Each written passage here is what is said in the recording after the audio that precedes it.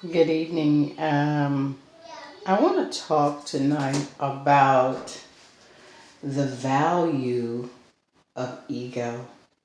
The value of ego. So, we get a lot of comments or statements or assessments about how bad the ego is, feeding into the ego, and the disadvantages of that. Okay? So, we've been pretty much been taught to look at the ego very despairingly and not realize that the ego is the first or very second associate with your being. You are who you are because of your ego. Whether it is an ego and self-esteem are very good friends. Understand that. Ego and self-esteem are very good friends. So if for any reason your ego is suffering from anything, it will go to the place called self-esteem to try to see what self-esteem will offer it. If self-esteem makes it feel happy and euphoric about what it is doing, ego gets more delighted with itself and it grows. If self-esteem does not do that, then ego tends to either retard into a place of negativity or he goes into a place of despondency. And despondency becomes despondency and negativity almost look the same, but here's despondency. Ego will be more or less like, oh, well, let me not try to do that because I already know that I'm not going to be successful. Versus the, oh, I knew I would be successful, but I'm just not going to do it. Okay. So that's the two contradicting energies with ego.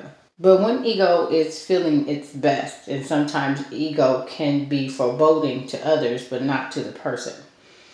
Again, ego can be foreboding to someone else, but not to the person. The person actually feels justified in every action that they do with the ego because it was built and it was made and the steps in the process to bring it into fruition. That's why the ego is where it is.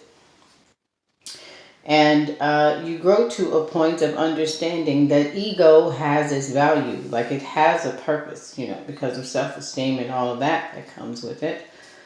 However, the only time ego becomes impending, like an impending energy, or impeding energy, is when it just gets to the point to where it's inconsiderate of others. It does not care as long as it receives what it wants to receive. Ego is okay. Doesn't care about the sacrifices of another. It just in for self-grandeur. Also, another concept that can be associated with ego on that is that survival of the fittest. I am here because I'm supposed to be here, and I don't care if I die alone. All that matters is that I was last. Last to do what? Last to breathe. Last to conquer something. Last to eat something. At the end of the day, you still die. So ego attaches itself for things like that. So let's be more conscious of ego when it is at its best and is functioning to where it propels you into good moving.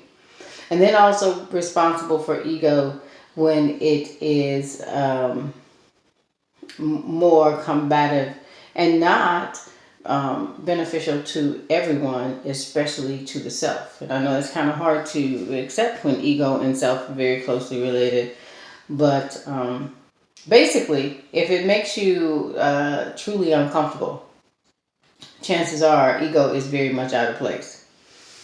And I'm not talking about those times when you are facing challenges and maybe those challenges feel uncomfortable, but you become stronger. I'm talking about those moments when it's as crystal clear as drink water or don't drink water if you're thirsty, and water is right there. Ego can be just that foreboding sometimes. And then there are other times that it can be relaxing. So I just want to give you that tonight. I'm going to talk about ego. I had another one, but obviously we're elevating to the comprehension of ego and how it functions. Ciao.